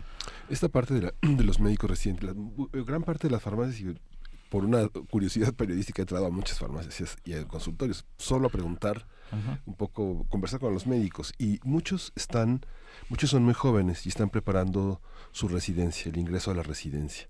Los médicos residentes en México, digamos los perfiles, las grandes escuelas, la Escuela Médico Militar, el Politécnico, la UNAM, ¿cuál es la posibilidad, cuál es el nivel que tienen los alumnos egresados de ser residentes en especialidad? ¿Cuál es lo que recibimos y lo que egresamos, lo que egresa de las universidades? ¿Quiénes tienen oportunidad de estar en esos cuadros? Bueno, tocas un punto que para empezar es polémico y te voy a explicar porque para mí es polémico. ¿Por qué tienen que ser especialistas todos? Sí. ¿No? ¿Por qué no tener un médico general que sea tu médico? Yo le llamo médico de cabecera, que esté cerca de tu casa, que conozca tu familia, que sepa cuántos niños tienes, si puedes embarazarte, si tienes una edad adecuada para poder tener cáncer de próstata, si tienes necesidades de salud aparentes y que te pueda manejar. Entonces no necesitaríamos tener especialistas en todo. Lo que tendríamos que tener es buenos médicos generales que sepan manejar a la gente, interpretar su problema de salud y luego derivarlo al especialista si es necesario. Entonces hace unos años hice un estudio para Nafinsa en el que creamos un sistema de atención para sus empleados con base en médicos de atención primaria. Y entonces ellos tienen que ver y controlar desde la entrada al sistema hasta la atención que se le da. Por ejemplo, si a un especialista tú le mandas un personaje a un paciente, tú esperarías que el especialista te diga qué le hizo y aparte qué le debe de hacer y qué le debes de seguir haciendo. Pero ya no tienen que estar regresando con el especialista. El seguimiento lo puede hacer el médico general. Entonces, ¿existe esa posibilidad? Sí, es una cosa interesante que deberíamos de manejar, pero no necesariamente la hemos hecho bien. Yo creo que ahí tenemos un trabajo más fuerte que hacer para lograr que cuando un alumno salga de la facultad de medicina, de cualquier facultad de medicina, salga como médico general primero y luego como protoespecialista. Ya que decidas irte a otra especialidad, pues está bien, no tiene nada de malo. Las necesitamos, por ejemplo, necesitamos más geriatras, ¿no? Porque la población se está avejentando. Pero también mucho del trabajo que la geriatría hace, lo podría hacer un médico general. Van a brincar todos los geriatras, ¿eh? No. Digo, son pocos, es la ventaja. No. Mire, el director del Instituto de Geriatría, nosotros, es el doctor Luis Miguel Gutiérrez. Y hemos hablado largamente de eso. O sea, la geriatría tiene su campo, pero tiene que ser apoyada desde la medicina general, porque si no, nunca vamos a llegar. O sea, ¿cuántos quieren tener? ¿Cuántos geriatras quieren tener? Tenemos aproximadamente 25 millones o más de gente que tiene más de 65 años, ¿no? ¿Cuántos necesitas? Son 25 millones. No puedes tener todo. Y hay factores sociales importantes, ¿no? Digamos, hace poco un amigo me decía, es que me encontré a X persona y seguramente está enfermo porque iba acompañado. Él siempre iba solo. Hay un protocolo también de ir acompañado y es difícil para muchas personas que con la vejez se quedan solas, ¿no? Acuérdate que vivimos una transición. Ahorita, por ejemplo, ustedes dos, uno es hombre y otro es mujer. Significa que no solamente tenemos equidad de género, sino también refleja que la participación de la mujer ha sido cada vez mayor en la sociedad. Quien llevaba a cargo la pesada carga de seguir la vida de los adultos mayores en el país eran las mujeres, las hijas, ¿no? Ahora, ¿qué pasa? Pues vamos a empezar a sufrir como sufren en otros países, ¿no?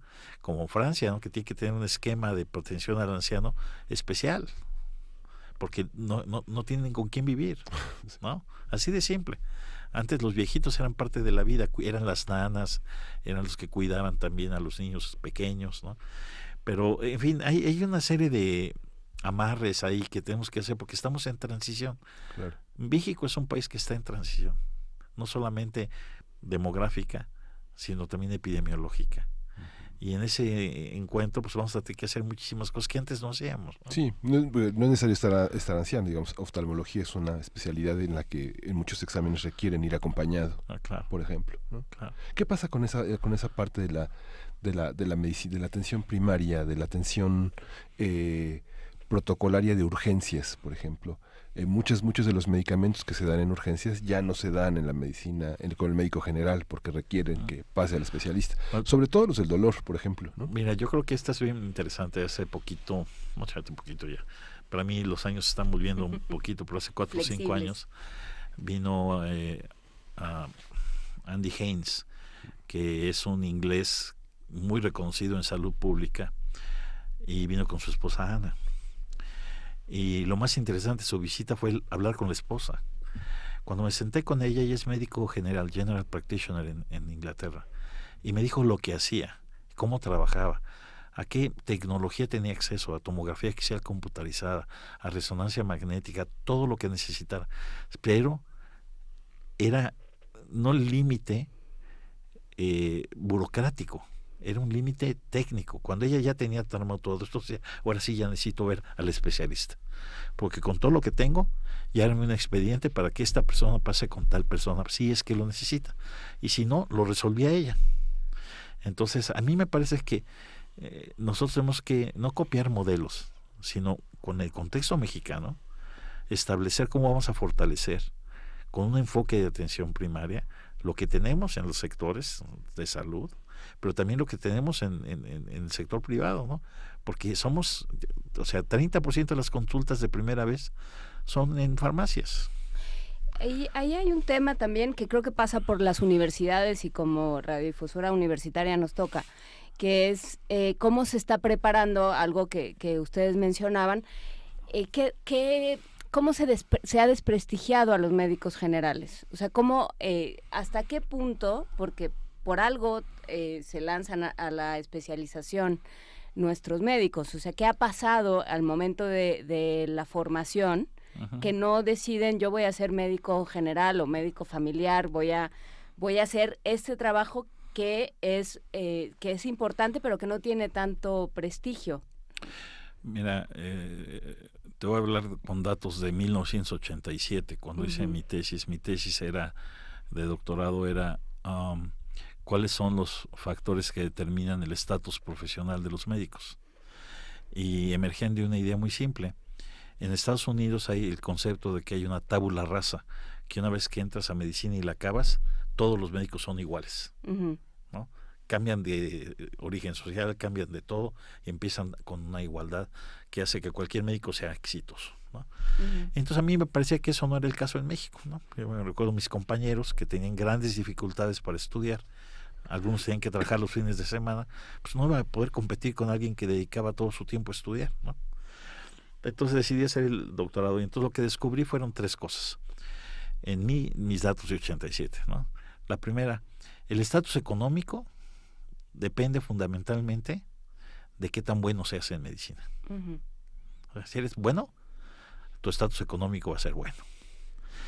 Pero hay otras 2 formas de estatus, el estatus social, ¿no? Prestigio, y el poder.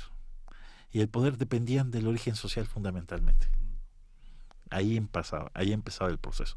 Entonces, no sé si estoy respondiendo a tu pregunta, pero a mí me parece que tenemos que ver que esto es muy complejo. El generar a médicos generales es muy complejo y responde a mecanismos que la gente percibe y toma decisiones, ¿no? Entonces, ¿es una percepción de la población o es una percepción a lo largo de los años de las generaciones de médicos que sienten que su acceso al dinero va a ser mejor si tienes una especialidad? O si te quedas en determinadas ciudades, porque también pienso que digamos, tienes que ir a determinados lugares en el país para estudiar medicina, no se puede estudiar en cualquier lado, ¿no? Y regresan quienes migran, digamos, de la Sierra de Oaxaca, de la Sierra de Puebla, de distintos lugares de la República, ¿regresan a sus lugares de origen o se quedan en las ciudades donde estudiaron? Mira, peor aún, se quedan fuera de México. A ver, dos respuestas. La primera respuesta es que hay ahora más de 100 facultades de medicina en el país, uh-huh. Muchísimas más de las que creo que necesitamos. Entonces, eso hace que la oferta de espacios donde puedes estudiar sea mayor. Ahora, no hay estudios que yo conozca en México, pero hay estudios que se han hecho en otros países, en Estados Unidos. Un investigador que se llama Persing, en los años 60 y 70 estudió precisamente esto, porque había un movimiento, por ejemplo, si tú eras de las Apalaches, que es nuestra sierra de Guerrero para los americanos, que invitaban a los niños, los reclutaban, los llevaban a estudiar medicina. ¿Qué fue lo que encontraron? Se querían ir a vivir a Atlanta, se querían ir a vivir a lugares más cercanos, pero muy desarrollados. O sea, la gente quería vivir bien, ¿no? Y quería que sus familias vivieran bien. Entonces, en el momento en que podían, se perdían, ¿no? Otro mecanismo fue aumentarles el salario, pagarles mejor porque se quedaran donde está. Ni con eso. Entonces, yo creo que es un problema importante que no hemos estudiado en fondo en nuestro país, pero que si vemos la evidencia internacional que hay, a lo mejor lo que tenemos que pensar es otra cosa. Por ejemplo, ¿saben ustedes cuál es el porcentaje de la población que es ahora rural en México? 20%. Eso quiere decir que el 80% de las personas en este país viven en ciudades. Entonces ya no tenemos ese problema de tener que buscar para la gran masa de la población que haya médicos de las localidades, ¿no? Lo que tenemos es un rezago. En ese 20% tenemos que hacer algo especial y diferente. No necesitamos hacer lo mismo. Decía Einstein, si quieres que las cosas cambien, no hagas lo mismo, ¿no? Tienes que hacer algo diferente. Pero no necesariamente... Mira, cuando alguien dice, vamos a hacer algo para mejorar el sistema, agarran y se van a la población indígena. No, eso está bien para esa población. Para ese 20% tenemos que hacer cosas especiales y diferentes.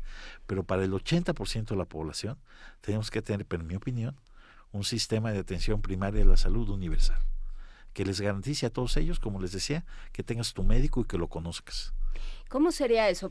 Digamos, haciendo un escenario hipotético, ¿cómo sería? Llega una mujer embarazada a su clínica de salud y cómo se le da seguimiento, digamos, en un sistema ideal, ¿cuál es el seguimiento que se le tendría que dar? En el sistema ideal tendría un médico a 3 cuadras de su casa, donde ella se pondría en una lista del médico. El médico atendería a 2,000 personas en general, y con esas 2,000 personas él tendría la responsabilidad de saber si son posibles que se embaracen, si tienen niños para vacunar, si tienen adultos para vacunar, si tienen gente que tiene obesidad, si tienen gente que está en edad adolescente y por lo tanto necesitas vigilar y fortalecer. Esa base, que no es aparte del médico nada más, no, es el médico y su equipo de trabajo, que tendría que tener un rehabilitólogo, un experto en nutrición, dependiendo del lugar donde esté. Por ejemplo, si hay muchos viejitos, tendría que tener un rehabilitólogo, ¿no? Porque la fisiatría y todo este servicio que necesitan los viejitos es muy importante, ¿no? Y un trabajador social también. Entonces es el trabajo de un equipo de atención primaria de la salud, el que a esta persona que resultó embarazada la va a ver el médico y la va a derivar con el nutriólogo para que le dé seguimiento a su parte de nutrición y que la va a acompañar. ¿Hasta dónde la va a acompañar? En México la estructura del país está planteada para que tengamos los partos en hospitales, pero en otros países hay partos a nivel primario, con parteras inclusive, ¿no? Entonces tendríamos que pensar cómo construir ese sistema de atención primaria universal, sin dejar de pensar que hay que apoyar a los hospitales de segundo nivel y de tercer nivel, pero destinar los recursos y el esfuerzo y la prioridad a tener ese sistema cercano a la gente. Yo cuando era chico, yo siempre uso mi ejemplo, no sé por qué, pero en fin, es lo que sé. Yo tenía al doctor Rosales, que vivía a 2 cuadras de la casa y era el médico de la familia. Una familia de clase media, ¿no? En la colonia moderna de la Ciudad de México, no es una colonia muy aristócrata, ¿no? Digo, pues, por y sin embargo, Popov, ¿no? Pero tenía mi médico de familia. Sí. Tenía mi médico de familia. Ese doctor nos resolvió todos los problemas. Cuando me dio paperas, descubrió que tenía yo testículo migratorio y me dio un tratamiento y tengo 3 hijos, entonces funcionó. Entonces a lo que voy es, hay experiencias que ya se dieron en el país. ¿Por qué no buscar que esas experiencias que tenemos todos nosotros las genere el Estado para garantizar que tengamos capacidades para la vida otra vez? O sea, cerramos el círculo como Stephen King, si les gustan sus novelas, ya que estás tú emocionado que se acaba la película, sale la mano de Carrie y te jala la pata, ¿no? Bueno, aquí es ese círculo, tener la atención primaria no como el objeto fundamental, sino como un elemento que te permita moverte río arriba, para que busquemos generar capacidades para la vida de la gente. Aquí, como es un miércoles electoral, hay una parte en la que los candidatos que obedecen a distintas fracciones, a distintos partidos, a distintas coaliciones, organizan las campañas a gobernadores en los 10 estados, en los 9 estados que tenemos campañas, y alinean los procedimientos de salud, pero no sé, uno piensa como periodista que ha estado, no sé, una de las cosas que he tenido la oportunidad, la ventaja, la fortuna de viajar alrededor del país, uno ve los anuncios clasificados y uno se va a los sistemas de urgencia. No sé, si uno está en Durango, uno ve que en las urgencias están picaduras, cortaduras, y uno va a Chiapas, a Oaxaca, los temas son mordeduras de víboras, riñas, son distintos tipos, si es fin de semana o no. Digamos, hay una cuestión idiosincrática, pero hace una semana tuvimos una mesa dedicada a la contaminación y a las causas de la contaminación, que cada vez más las enfermedades de largo plazo obedecen a elementos contaminantes. y como señala la fracción cuarta del artículo cuarto constitucional, gran parte de lo que tienen que tener la legislación es proteger esta parte de las industrias, de los particulares que atentan contra la salud. ¿Cuáles ve usted en las políticas de salud que hay esta relación entre la industrialización, la contaminación, los riesgos laborales en relación a la salud? Y digo los riesgos laborales porque muchas de las políticas asistenciales ya no están justamente a un nuevo público, un nuevo horizonte laboral en el que no tienen protección social, ¿no? Protección social de salud. Que no tienen contratos, que son freelance, etc. Una buena y compleja pregunta, entonces te voy a tratar de dar una buena y compleja respuesta. La primera parte voy a tratar que sea lo bueno, ¿no? Lo bueno es que hay experiencias en el país y hay instituciones que manejan salud en el trabajo, como es el IMSS, ¿no? Y tienen una larga experiencia manejando problemas de salud en el trabajo, y de hecho es natural para ellos porque el Instituto Mexicano del Seguro Social surgió como una forma de proteger a la población trabajadora de la industria, ¿no? Ahora, el asunto otra vez nos vuelve a lo que les decía, ¿no? Salud no puede tomar todo, tiene que ser salud en otras políticas, ¿no? Uh-huh. Entonces, en la política ambiental, por supuesto, tiene que haber consideraciones acerca de la salud. Y tiene que haber consideraciones acerca de muchos problemas, no solamente del ambiente en general. Les doy ejemplos, hace muchos años había una fábrica de cromatos en San Luis Potosí, ¿no? Y se hicieron estudios y se hicieron exámenes y trabajos y se vio que había una relación con la producción de enfermedades y esa planta dejó de existir.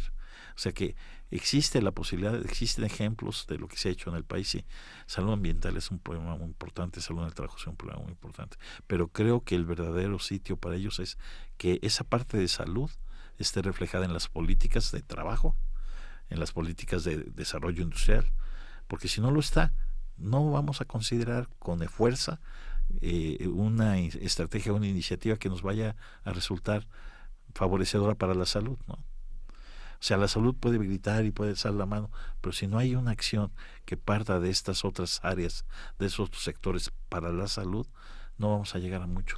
Y si no hay alguien que se encargue del gobierno con el nombre que sea y con el color que sea, que decida sacrificar las grandes clínicas, los grandes hospitales que muchas veces se quedan sin inaugurar o se quedan inaugurados pero vacíos y estas cosas, por unos trabajos de mucho más largo plazo, porque de lo que estamos hablando es de un trabajo de educación, uh-huh, de médicos, de formación, de comunidades, ¿no? Que se vuelva a ciertos esquemas que se han abandonado y que terminan funcionando mejor, ¿no? Y que pues toma más tiempo. Okay.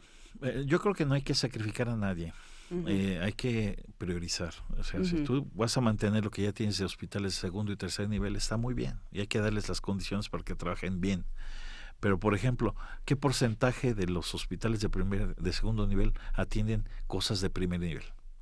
¿Qué porcentaje de los hospitales de tercer nivel atienden cosas de primer nivel? Usando otro ejemplo de las urgencias, ¿no? Debería de alguien que le pegaron y le abrieron la cabeza con una herida superficial irse a neurología. No, necesitaría haber un lugar de urgencias pues, con tu primer nivel, ¿no? Entonces, si ya lo resuelves en primer nivel, ya no tiene que llegar al segundo. Entonces, eso sería el ahorro que tú podrías hacer con un sistema de atención primaria universal para financiar el primer nivel, lo que no deben de manejar en segundo y tercer nivel. Pero para nada descuidar el segundo y tercer nivel, seguimos teniendo problemas porque tenemos un gap. Les doy un ejemplo. Nosotros estamos vacunando contra VPH para evitar que en 30 años las niñas tengan cáncer cervicuterino. Virus de papiloma humano. Así es. Uh-huh. Ahora, el problema que hay es que empezamos a vacunar hace 10 años. Uh-huh. Y las gentes que no estaban vacunadas de hace 30 están teniendo la posibilidad de tener cáncer ahora. Sí. Entonces hay un rezago que tenemos que manejar, que tenemos que captarlas oportunamente para darles la mejor atención, para darles una mejor sobrevida. Entonces esa parte del rezago la tenemos que seguir manteniendo con gran calidad en los hospitales de segundo y tercer nivel. Uh-huh. ¿Usted cree, doctor, que en esta parte el horizonte laboral cada vez será menos comprometido con el trabajador y cada vez más personas recurrirán al seguro, se llama facultativo, de comprar seguro voluntario? Seguro voluntario, No tengo los datos a la mano, pero veo cada vez más colegas, compañeros, estudiantes que compran ese seguro cuando salen de la universidad, que la universidad da un seguro médico. Cuando egresan y están acostumbrados a tener medicina preventiva, a tener cuidados generales, compran su seguro voluntario. ¿Es el futuro? ¿Garantiza la solidez de las instituciones de salud públicas un futuro así? Mira, no conozco ese esquema de seguros, pero los seguros privados, que son de gastos catastróficos, no tienen la lógica de la atención primaria. Claro. Tienen la lógica del gasto catastrófico. Sí. Entonces te protegen. Si eres joven, pues para empezar no lo necesitas. No. La única catástrofe cuando eres joven es que te embaraces, sí, ¿no? O que tengas un accidente. Sí. Pero si eres de edad mayor, empieza a ser tan caro que te cambien las venas, que pues mejor no, o sea, ¿con qué? Sí. Les doy un ejemplo. Cuando le dieron el balazo a este señor Cabañas, creo que se llamaba, de un equipo de fútbol desconocido aquí en la Ciudad de México. Sí, claro. En las primeras 3 semanas se acabó todo su dinero de protección de su seguro y lo querían trasladar al IMSS, porque también estaba asegurado en el IMSS. Eso te lo digo porque en esa época yo trabajaba en el IMSS, ¿no? Entonces, es también un área que tenemos que descubrir, ¿sí? Es un área que tenemos que hablar, sí. Yo personalmente creo que sería mejor tener un sistema universal de atención primaria de la salud y mantener los esquemas que tenemos ahorita, en lo que logramos tener un mejor sistema que integre todo. Tratar de integrar todo, para mí me parece que generaría una crisis más que una solución. Pues lo seguiremos platicando, doctor Luis Durán. Muchísimas gracias por esta conversación, muchísimas gracias por asistir a la cabina. El profesor titular de tiempo completo con licencia de la Facultad de Medicina de la UNAM. Muchísimas gracias. Muchas por estar gracias con a nosotros. ustedes. Gracias, doctor. Vamos a ir con música, vamos a escuchar de Blue Diamonds, Ramona.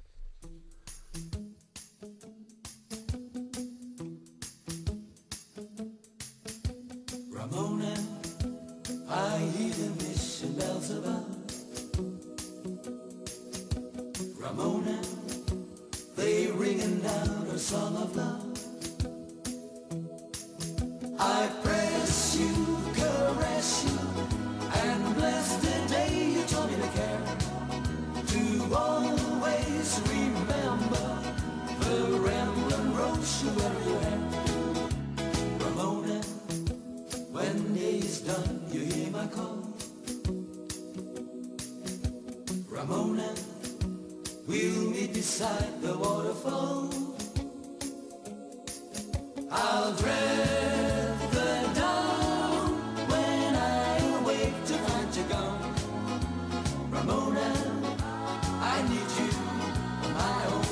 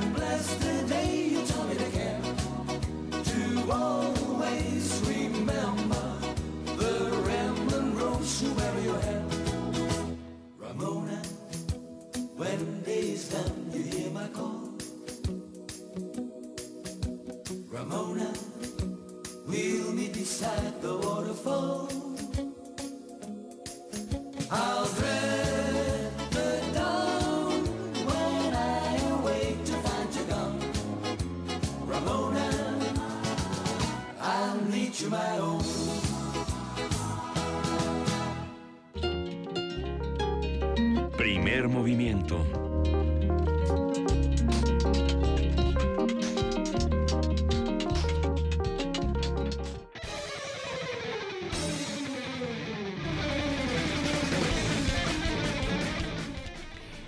Son las 9:57 de la mañana, hora de ese bonito espacio que llamamos el Minuto Mágico de Vania Nuche. ¿Cómo estás, Vania Nuche? Muy bien, muchas gracias. Trayéndoles toda la información sobre nuestra programación de hoy. Quédense en el 860 de AM para escuchar la retransmisión de Hipócrates 2.0. Ahorita que hablábamos de salud, pues escuchen este programa que está muy interesante y también lo pueden escuchar los martes a las 6 por el 96.1 de FM. Hay que decir que es una producción del Programa Universitario de Investigación en Salud y que toman muchos de estos temas de los que hablamos hace un momento. Todo eso lo retoma Hipócrates 2.0. Exactamente, no se lo pierdan. A las 12 del día, por la misma frecuencia, 860 de AM, consultorio fiscal, en donde puedan resolver todas sus dudas sobre el SAT y demás torturas. Que ya es consultorio sentimental, ¿no? Sí. A estas alturas sí. De las declaraciones ya es consultorio sentimental. Uy, sí. Pero bueno, quédense con nuestra programación también por el 96.1 de FM a las 10:30 en el 96.1 de FM, perdonen ustedes, escuchar y escucharnos la segunda temporada también. Más información en Prisma RU a la 1 de la tarde y Resistencia Modulada como todos los días a las 8 de la noche. Por supuesto también en TV UNAM les ofrecemos una gran programación y hoy tenemos Ser Mujer en el Cine Mexicano a las 8:30 de la noche con Karina Guidi y después a las 9 de la noche Gramáticas de la Creación con Laura García. No se lo pierdan, todo está en www.tv.unam.mx, por supuesto en radio.unam.mx también está nuestra programación y nuestros podcasts. Que tengan un excelente día. Tú también, Vania Nuche, muchísimas gracias. Ya nos vamos, Miguel Ángel. Pues ya nos vamos. Gracias a todos, a todo nuestro equipo y pues esto fue Primer Movimiento. El mundo desde la universidad.